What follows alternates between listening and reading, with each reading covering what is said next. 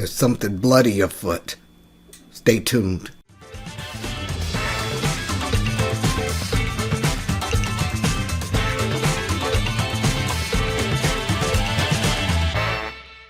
We're all familiar with the Cinderella story, and what little girl doesn't grow up wanting to be a princess? Cinderella. We want to put that costume on for Halloween. We want to play her in the play. But the story that we've come to know is so different from the story the way it was in the 1800s version. Now, I want to talk about one aspect of that story, which is the shoe. That shoe, no matter how many iterations since before Christ that there have been in however many cultures, they all had to do with the shoe. Now, in the original 1800 Grimm Brothers version of this, which is the version I'll be talking about going forward, we know that the stepsisters, when the prince came by trying to fit this shoe, we know that the stepsisters tried to shove their big feet in that shoe. They spent their whole lives trying to steal Cinderella's destiny. Okay? And when it came down to fitting this shoe, they were going to do it anyway. Now, they were totally unaware in this version that she had even gone to the ball. They looked at her. She was the most beautiful thing. She had gone to the ball 3 times, 3 days in a row, all 3 times. None of her family recognized her. But regardless, they wanted to marry the prince, who didn't dance with them behind one time in all 3 days of the ball. Okay? So, long story short, in the real version, these girls maimed themselves trying to fit in somebody else's shoe. One of them lopped off a toe, got her foot into the shoe, limped her happy hiney out to the carriage with the prince, and when they were on their way, the prince noticed that there was blood all over the floor. I don't think so. We turn around. They go back to the house. The other sister cuts off her heel, gets her foot into the shoe, and off they go. He looks down again. Oh my goodness, there's some more blood. Something bloody was afoot. Pun intended. Take her back. He insists, is there anybody else in this house? They tried to tell him no. We got one girl, she's kind of deformed, and she's upstairs, she's the maid, and she doesn't need to come down. Thank heaven the prince insisted that they go get this girl. Okay? They bring her downstairs, and she easily slips her foot in that shoe. Now the question remains, what's the big deal about this shoe?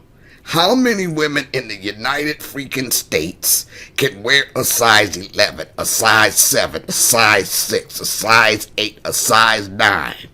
Not everybody walking this earth, everyone walking this earth is having handmade shoes. So why is it that Cinderella was the only person who could fit this shoe?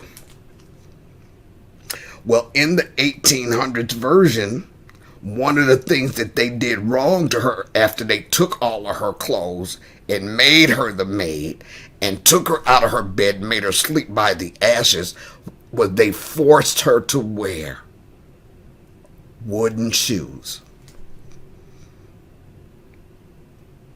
Wooden shoes. Now, if you wear a wooden shoe for all of those years, your foot is not going to grow. Okay? Her foot did not grow. Okay, you say, well, okay, so her foot didn't grow. Whatever size this shoe was, and she was a grown woman, Still, some kid could have fit the shoe, probably, but he wasn't looking for some kid. He was looking for a woman. Right? So, one of the hardships that she endured was one of the very things that set her up for her destiny. Did you catch that? If it hadn't been for that trauma, she would not have had a foot a different size from any other woman in the kingdom.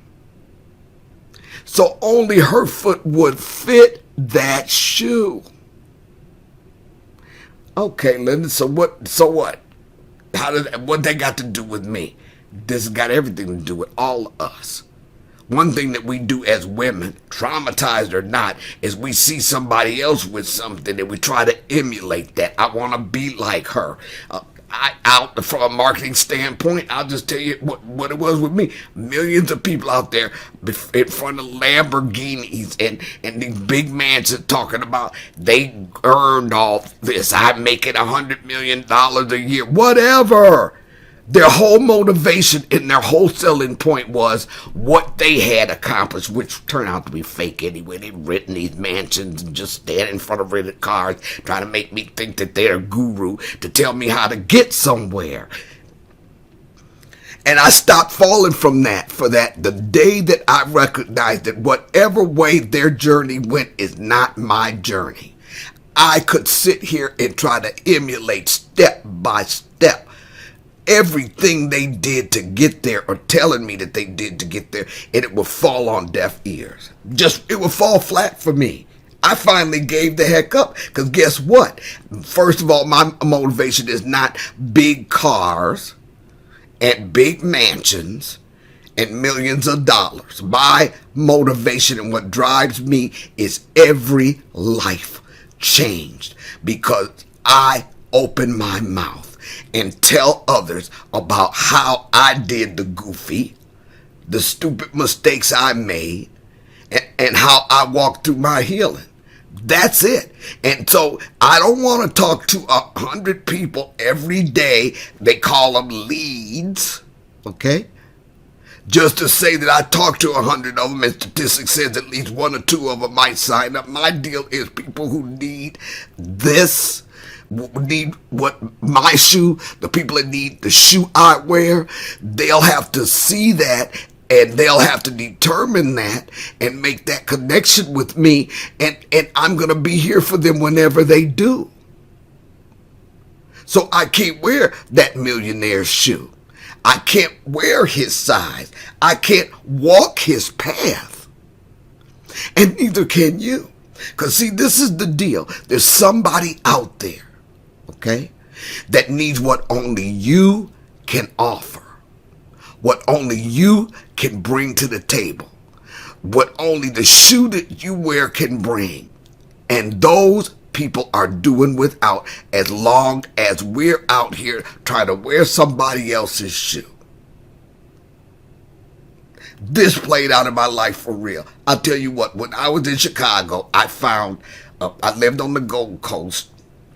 I had a little studio apartment there because it was close to the recording studio, Universal Recording Studio, and I could always walk to the studio because I was writing for the Shy Lights, okay? So I found this little resale shop, might have been a Goodwill or something, and I found this brown pair of shoes, and I just thought they were so lovely. And I put my foot in it, and I said, oh my goodness, this shoe fits. Every shoe that fits isn't for you. So I got the shoes and everything, and I got up the next morning, and I put those shoes on, and I had a little walk to get to the bus stop to get to my good government job that I had at the time, okay? And when I started walking in those shoes, it just wasn't feeling right. My gait was wrong, and it's almost like the shoes kept trying to slip around and slide around. They were my size. But somebody else had worn those shoes and broken those shoes in according to how they walked. And once those shoes were broken in according to how they walked, it didn't matter how much they fit me, they were not going to work for me. And every time I kept trying to wear those shoes, Every time I would wear those shoes, I would almost break my ankle because they were fitting fine, they were looking beautiful, but somebody else had broken them in. Don't try to wear somebody else's shoes. Every one of us out here has a reason that we're here, and we're supposed to be divine connections for others who are coming along beside us or behind us, that we need to grab them by the hand and bring what only our experience can bring. So whatever you went through and however you made it through that and how much you healed, whatever it is that's uniquely you, is your shoe to wear. And nobody else walking this earth, even if it's the same size shoe, nobody else walking this earth can bring to the table what only you can bring to this table. I just want you to think about that. We don't need to compare ourselves to other people. You are all and more than enough for what you're here for, the reason you breathe, and for the people you're a divine connection for. You are more than enough. And you're all somebody out there needs, because you are a divine connection for someone else. Now, I'm going to put a link to a video here about a horse, of all things, Beautiful Jim Key.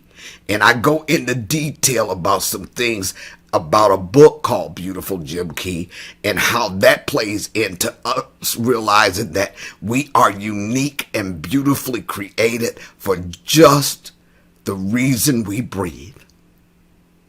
In the meantime, I'm Dr. Linda F. Williams, and always remember that your greatest power is realized in the truth of who you are.